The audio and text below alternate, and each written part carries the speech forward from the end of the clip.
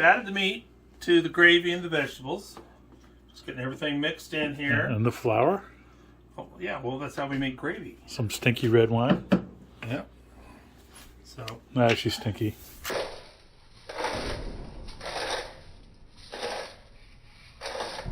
A couple grinds of sea salt.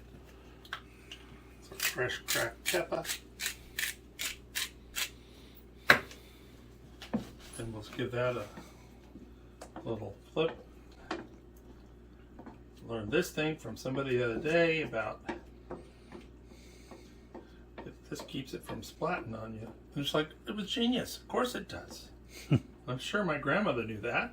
She never got splattered. How about the French word we learned? The phrase. Mise en Place. Yeah. That has worked out pretty well for us. In this corner, we have the... First, you need to taste this for salt and pepper, because we know my salt tastes as shit. Okay.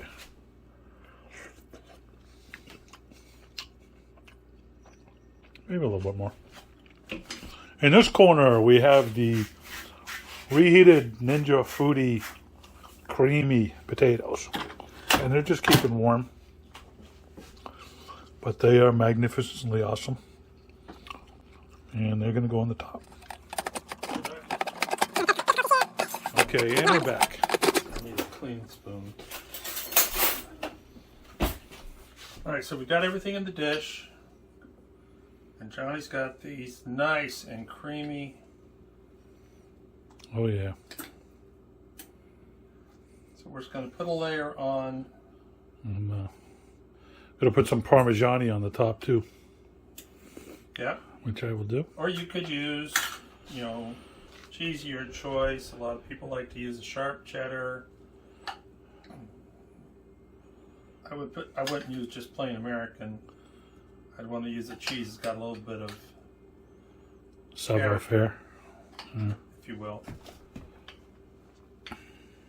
So Johnny has these at the perfect consistency. And I will say they've been reheated in the foodie. Using the steam function, it's way better than a microwave. Way better. And let's see a way to get the peas going. Now we got time on the peas. This is going to take 20 minutes once we get it in the oven. Covering pretty well. Yep. I'm going to get the fork.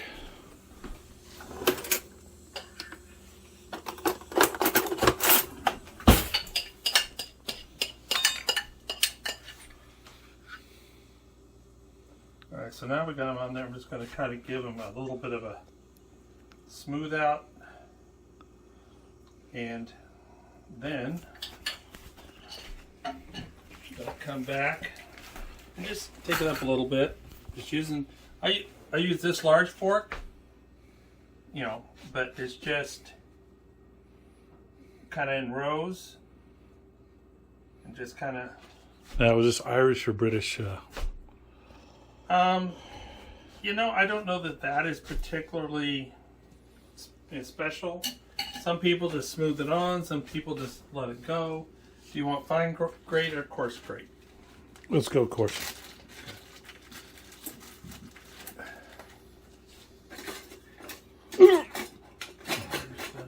Grater. No, it's in the fridge. I mean the dishwasher.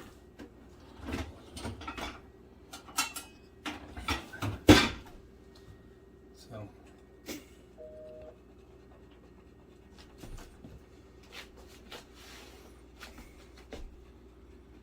A little bit of grate here. And again, this is always to taste. And I know how Parmigiani is, so we'll be generous. You think we pop a little rosemary sprig on the top too? We can, or we can do that when we're ready to serve. Now, because this little booger is going to leak, that's just the way of the world. Cooking 102. So, unless you just want to spend all day cleaning your oven, not my favorite thing. So, we got it on a tray. We got a little foil back up. So we're going to pop it in a 400 oven for about 20 minutes. You can watch and see how brown the little potato tips get. But, you know, we'll cut back to that and show you. Because it needs to be brown and crispy. Is that a wrap? Yes. So, we'll get back in 20 or so minutes. So, I'm going to pull this bad boy. Oh, look at that goodness. So 20 minutes is just a guideline. You kind of have to decide how brown you want your potatoes. You know, there's always the option to turn on the broiler, but broiler can get away from you pretty quick. You can almost smell it. Yeah. Through the video. So we're going to let this set for a few minutes, kind of pull itself together, because it's all hot and bothered and excited now, so it needs to... Got to get its shit together. Meanwhile, we're doing the peas. We learned from our boy Matty Madison. That we just melted butter, put the frozen peas in and stirred and let them get hot here. And we're going to put them on the side. BTW, Matty Madison is a self-proclaimed, reclaimed garbage head. Just the cutest, crazy cook I've ever seen in my life. He is crazy. Anyway, we didn't follow his recipe, but we do appreciate his spirit. Yeah. And that's it for now. So we're just going to get these peas cooked up while that chills out. And then we'll serve a nice little portion of shepherd's pie. Put the peas over the side, kind of like a pesto or a gravy, you know, for a little color. And with shepherd pie without peas. And a little rosemary on top. So,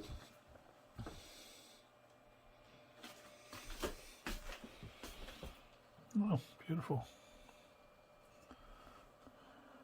Very nice. Run.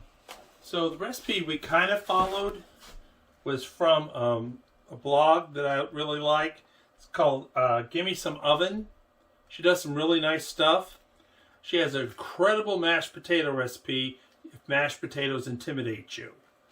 You know, I did that several times to start before we got the foodie, and it really upped my mashed potato game. So she, yeah,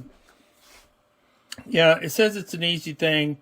As long as you got everything lined up and ready to go, it's pretty good. But it's, you can see it's just it's like a little beef stew. I didn't have celery, so I put celery seed in. Celery's so hard to keep on hand. I did mix up the ground beef. It was like a 0.9, so I added some veal, a little handful of veal, and a handful of ground pork, just to give it a, because not everybody's a fan of the lamb. Carrots, it says finely diced. We went rough chop, like our boy Matty Madison said. It doesn't have to be fancy. And some people just like it chopped. And then beef stock or chicken stock. I usually use beef, and I like the depth of flavor you get with the beef stock as compared. But the chicken stock is going to work out okay, better than water. I tried one with just water, and it was just bad. No bueno. So, you know, a good red wine, and then tomato paste, and I was a generous 2 tablespoons of tomato paste, generous Worcestershire, bay leaves. I didn't have fresh thyme, so I just used dried thyme leaves. It's going to get the flavor in there. And I always thought of thyme as kind of primarily for poultry and dressings and stuff, but it's amazing what it does with beef. And then, like I said, the peas we're doing on the side. Well, speaking of the peas. Yep, they're ready to turn. And all we did was what Maddie said. We just dropped some butter in the pan, got it melty, and put the peas in.